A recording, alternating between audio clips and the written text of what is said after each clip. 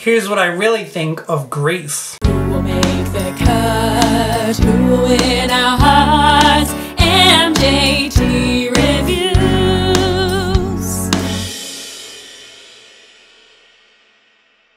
Mitchell James calling. Welcome back to MJT Reviews, and we're talking about Grease.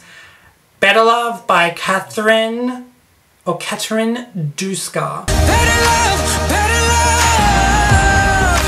all that we're after. So this song, Better Love, was internally selected for Grease. I will start off by saying that Katerine looks like a superstar, and she is the first out of these entries. I think this is the 12th entry that we reviewed. Out of 12 entries, she's the first to actually come out looking like a superstar, like an already famous person. And she looked incredible. I loved her look. I gave it like a mix between runway model and something you would see like a live art piece or something. So she seemed like a mix of that. The pink veil, everything was pink on pink. And she was pink on pink in a world that wasn't like that. You know, you had like she was in some kind of really generic area. Everyone was dressed in a generic, what do you call it, like a skin tone color costume. I actually thought that the music video was really cool, really well produced, but super, not exactly the same, but they got their tips from Toy by Netta last year. But I think that's okay. I think having a music video that's in that kind of style, I wish everyone could kind of make a music video like that. Although not everyone, everyone does different things, and this doesn't really have raw emotion, but it's good, it's entertaining. I just feel like some of it was a little bit similar to Toy. They used elements and they worked it up. So it was still very personalized, but like I just said, it looked like they took some pointers from Toy. I love the beginning of the song, how it begins, and there's only, if you listen to the music, there's only like little drops of music. Really little drops, I'm describing it as drops. And then she's singing. Her vocals are very prominent. You can't hear much music behind, really, like I said, only drops. And she's actually the indicator for the tempo. Teach me carelessness, and I'm about to see all that's made up, and everything they want from us. And her vocals are the beat. So there's really drop, drop, drop, and then there's her like da da da da da da. Which, by the way, while I'm thinking of that, because I was trying to think of the song that I was trying to think that it sounded like, that first verse, and it's a little part of it sounds very similar to the beginning of Bleeding Love by Leona Lewis. Live for the mess, make me feel ageless. Closed off from love, I didn't need the pain. Like the first two bars, very similar. But anyway, she sings that like da da da da da da, and that's it. She's producing the beat. And I'm still there, and I'm bopping on the spot to listening just to her. She's got me hooked just from her voice.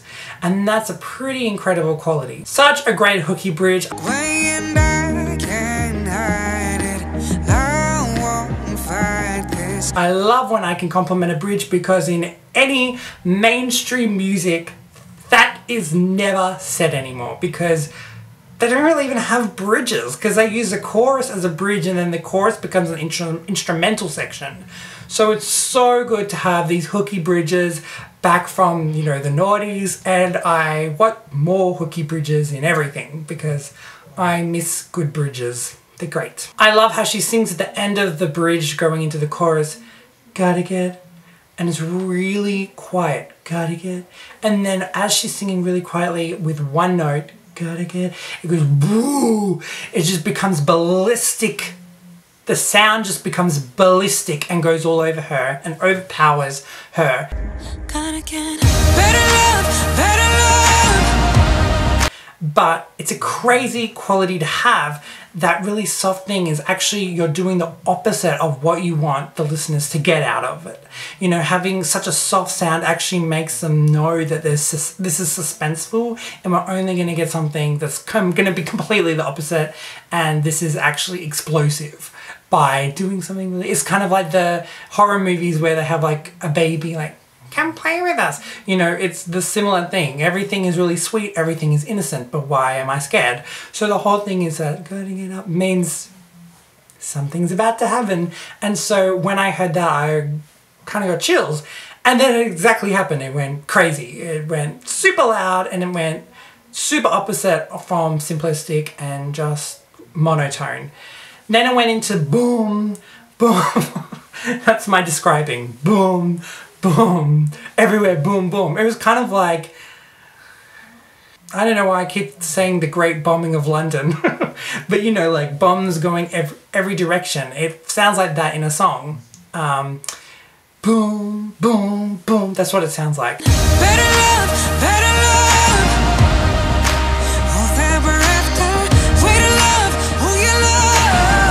I love that there is like a chamber sound as an off-rhythm beat in the chorus. So it's like, oh, oh, oh. It's so cool. Better love, better love. And it just, you don't even realize how much it supports the actual song.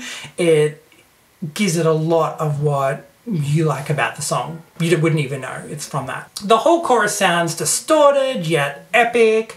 It's a really strong, powerful chorus, and when I heard it in the first one, I was like, this song better go somewhere, because if you don't go anywhere, I'm gonna be irritated. So I knew that it only was giving us potential for like, this song is gonna get really big. So did it do that? I like the different lines using head voice in the chorus. So it was like, the first one was like, ooh, ooh.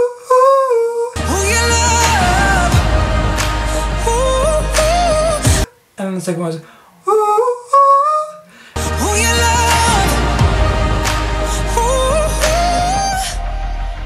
And so by doing that, by not repeating the same thing, it actually just, once again, creates dynamic. We're getting the flow that this song is going towards something.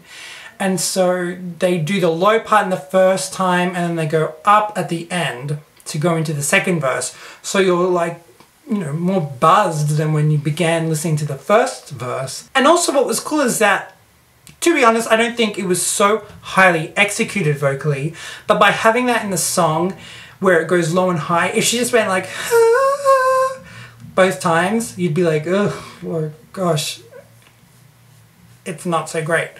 But by doing it different times, it kind of tricks you that it's actually really cool, really technical. The way that it's written is really technical and really well done.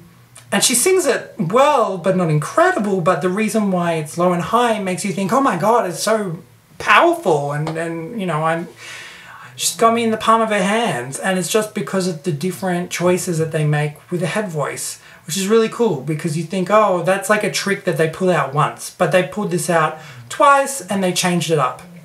So really good. And I love that the second verse was actually half the length.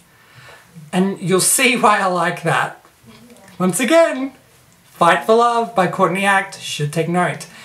Half the length of the first verse, and the melody is actually completely different. They just change it up, and the music's the same, but the melody just goes like all over the place in higher parts, vocally. When I'm unafraid, I've lost enough, go on, hold on for dear life. And you're like, well, why is the verse so small? Remember, 3-minute song. That's the first thought I had when I first heard this. I was like, okay, well, they're short for time.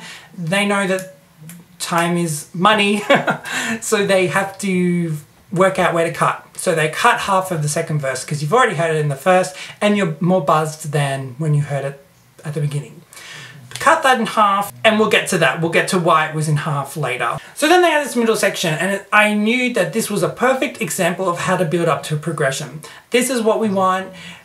It's just big, and something's about to happen. There's that level of suspense, and you know that it's going to go to somewhere. Let them look, don't know, don't care, go deep with me. They could not do all this and then just repeat the chorus again. Considering they've cut a verse in half. Why'd they cut a verse in half? And then it does. It goes into something big. She sings in falsetto in her head voice. Pretty high.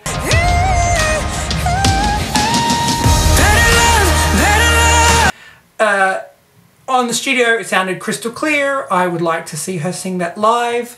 Please do not sing it in a lower harmony or anything like that. Do not do that because you'll ruin the song. You have to sing it like that. So I'm very eager to see how she sings that note live, because studio sounded perfect, but obviously it's not going to sound perfect live, and that's fine. But how is it going to be executed live? Because I want to hear placement, I want to hear all that kind of stuff, so I'll be really interested. So by the time this last chorus came in, she sang with a head voice in the high note. The dynamic was at peak. This song went from a 6, which I always say is the best number to start on. It went from a 6, it moved up to an 8. The second verse gave us a 7, moved back up to an 8, now we're at a 9. Could be at a 10. But there's one thing left that'll give it a 10. And it'll all seem clear. So I love at the end, they sing the chorus, it's explosive, and then they have this chanting part, new section, and they sing the chanting part.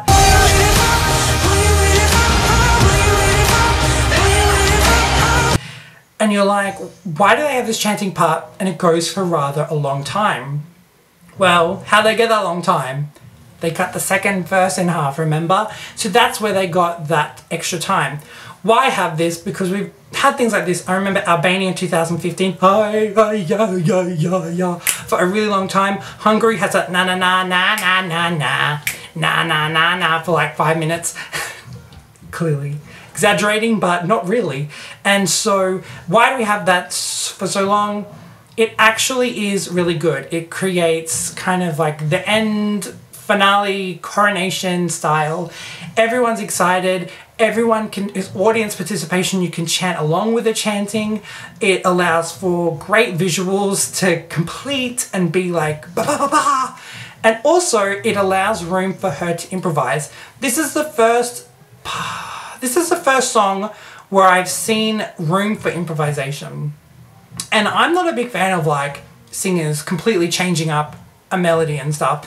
But I want to hear a bit of like, nah, yeah, you know, like stuff like that. And this, like I said, this is the 12th entry we've reviewed. And it's the only time that I've seen where someone can go crazy vocally. I think it's going to impress us live. I think if it would be crazy if she didn't use that time to vocally do something empowering and kind of be spontaneous. I think it'll really impress everyone and everyone will just be blown away at the end. And I think it is great. It's worth sacrificing half of your second verse for. Whoever wrote this really used their time really well. They must be really good at time management in life in general. So absolutely loved this song. It was so refreshing to hear. It really lifted my spirits up. It was a great entry. They have their theme down pat. She looks great, like I said. And I can't wait to see what they do with it live. I'm expecting a lot of excitement and energy with this song. And it's going to be wonderful. I love how it ended on the high note as well. In, you know, ha ha. It just sealed the deal. So it was wonderful. That's it for now. You got to see the jury because you see what they think of this song and this entry. It'll be really interesting. And you can subscribe to see all the other videos. And until next time, bonsoir Europe and goodbye. Who will make the cut? Who will win our hearts? MJT.